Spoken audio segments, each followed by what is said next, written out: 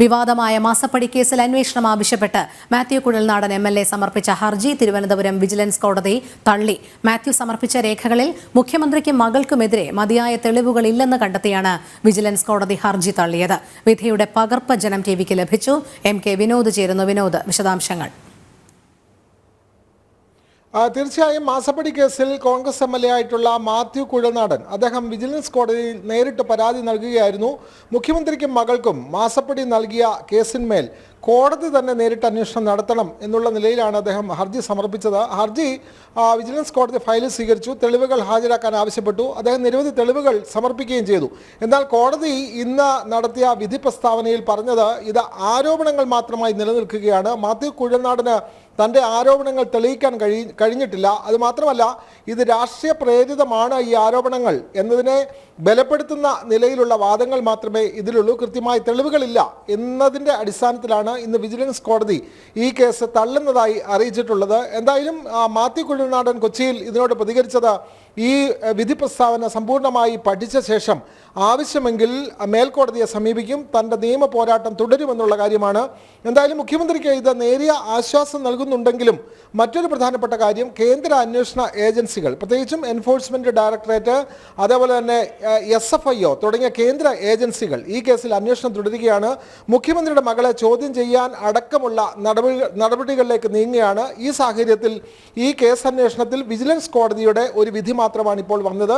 ഈ കേസിൽ നിലവിൽ കേന്ദ്ര ഏജൻസികളുടെ അന്വേഷണം തുടരുകയാണ്. രോഹിണി, എന്തായാലും വിനോദ്, ഈ ഒരു നടപടിയിലൂടെ CPM നേതൃത്വം മാത്യു കുഴൽനാടനെ വിമർശിക്കുന്ന തലത്തിലേക്ക് എത്തിയിട്ടുണ്ട്. ഒരല്പം ആശ്വാസകരമാണ് അവരെ സംബന്ധിച്ചിടത്തോളം. പക്ഷേ ഇപ്പോൾ AK ബാലന്റെ പ്രസ്താവന കണ്ടതാണ്. മാത്യു കുഴൽനാടൻ പറയുന്നതൊക്കെ ഉള്ളി പൊളിക്കുന്നത് പോലെയാണ്, വെറും വാദങ്ങൾ മാത്രമാണ് എന്ന രീതിയിലുള്ള വിമർശനമാണ് വന്നത്. തീർച്ചയായും മാത്യു കുഴൽനാടനെ അധിക്ഷേപിക്കുന്ന തരത്തിലുള്ള സമൂഹ മാധ്യമങ്ങളിൽ അവരുടെ പോസ്റ്റുകളൊക്കെ വന്നു തുടങ്ങിയിട്ടുണ്ട്.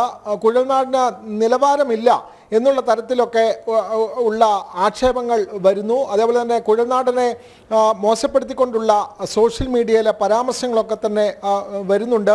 ഇത്തരത്തിലുള്ള സോഷ്യൽ മീഡിയയിൽ കുഴൽനാടനെതിരെയുള്ള ആക്ഷേപങ്ങൾ ഇടതുപക്ഷം പ്രത്യേകിച്ചും CPM സൈബർ മേഖലയിൽ ശക്തിപ്പെടുത്തിയിട്ടുണ്ട്. അതിൻ്റെ ഭാഗമായി തന്നെയാണ് കുഴൽനാടനെ ഒറ്റപ്പെടുത്തി കൊണ്ടുള്ള ആക്രമണം നടത്തുന്നത്. നമുക്കറിയാം, കുഴൽനാടൻ്റെ സ്വത്ത് വിവരവുമായി ബന്ധപ്പെട്ടുള്ള മറ്റ് ചില അന്വേഷണങ്ങളും ഒക്കെ തന്നെ നടക്കുന്നുണ്ട്. ഇത്തരത്തിലുള്ള കുഴൽനാടനെതിരായിട്ടുള്ള CPMൻ്റെ ഇത്തരത്തിലുള്ള ആക്രമണങ്ങൾ അല്ലെങ്കിൽ സൈബർ തലത്തിലുള്ള ആക്രമണങ്ങൾ വർദ്ധിക്കുമെന്ന് തന്നെയാണ് നമ്മൾ മനസ്സിലാക്കുന്നത്. സമൂഹ മാധ്യമങ്ങളിലെല്ലാം കുഴൽനാടനെതിരായിട്ടുള്ള പരാമർശങ്ങളും പോസ്റ്റുകളും ഒക്കെ തന്നെ നിറയുന്ന കാഴ്ചയാണ് നമുക്ക് കാണാൻ കഴിയുന്നത്. രോഹിണി, വിനോദ്, എന്തായാലും ഇപ്പോൾ മാത്യു കുഴൽനാടന്റെ ഹർജി വിജിലൻസ് കോടതി തള്ളിയതിന്റെ അടിസ്ഥാനത്തിൽ CPM നേതൃത്വത്തിന് അല്പം ആശ്വസിക്കാമെങ്കിൽ പോലും ഇതിന്റെ അന്വേഷണം കേന്ദ്ര ഏജൻസികളുടെ ഭാഗത്തു നിന്ന് കൃത്യമായി തന്നെ നടക്കുന്നുണ്ട്. അതിനെ അഭിമുഖീകരിച്ചേ മതിയാവുകയുള്ളൂ. അവിടെയൊക്കെ അടിപതർന്ന ഒരു കാഴ്ച നമ്മൾ കണ്ടതാണ്.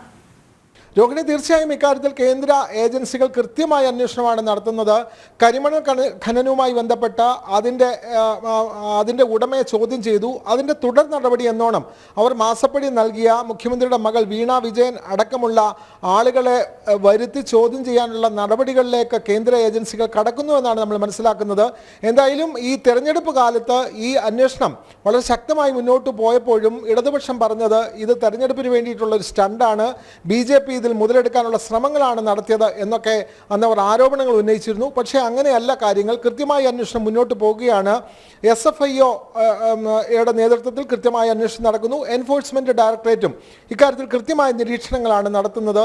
എന്തിനു വേണ്ടിയിട്ടാണ് എക്സാലോജിക് എന്ന് പറയുന്ന കമ്പനി, അതായത് മുഖ്യമന്ത്രിയുടെ മകൾ ഉടമസ്ഥയായിട്ടുള്ള കമ്പനിക്ക് എന്തിൻ്റെ പേരിലാണ് മാസപ്പടി നൽകിയത്, അതേപോലെ തന്നെ പിണറായി വിജയൻ PV എന്ന് പറയുന്ന ചുരുക്കപ്പേരിൽ ഈ മാസപ്പടി നൽകിയ നേതാവ് പിണറായി വിജയനാണ്. അതേപോലെ തന്നെ കോൺഗ്രസിൻ്റെയും രമേശ് ചെന്നിത്തല, അതേപോലെ തന്നെ ഉമ്മൻചാണ്ടി തുടങ്ങിയ നേതാക്കൾ ഒക്കെയും മാസപ്പടി നൽകിയതായിട്ടുള്ള രേഖകൾ ഇവരിൽ നിന്നും ലഭിച്ചിട്ടുണ്ട്. ഇതിൻ്റെയൊക്കെ അടിസ്ഥാനത്തിൽ കൃത്യമായ അന്വേഷണമാണ് കേന്ദ്ര ഏജൻസി നടത്തുന്നത്. ഇതിലൊക്കെ CPMനും പ്രത്യേകിച്ച് മുഖ്യമന്ത്രിക്കും മകൾക്കുമൊക്കെ ഇക്കാര്യത്തിൽ കൃത്യമായ ഉത്തരം നൽകിയേ മതിയാകുകയുള്ളൂ. കേന്ദ്ര അന്വേഷണം മുന്നോട്ട് പോകുന്ന പശ്ചാത്തലത്തിൽ അവർക്ക് ഈ കേസ് കൂടുതൽ സങ്കീർണമാകുമെന്നുള്ള കാര്യത്തിൽ സംശയമില്ല. രോഹിണി. അതെ വിനോദ്, വിവാദമായ മാസപ്പടി കേസിൽ അന്വേഷണം ആവശ്യപ്പെട്ട് മാത്യു കുഴൽനാടൻ MLA സമർപ്പിച്ച ഹർജി തിരുവനന്തപുരം വിജിലൻസ് കോടതി തള്ളി.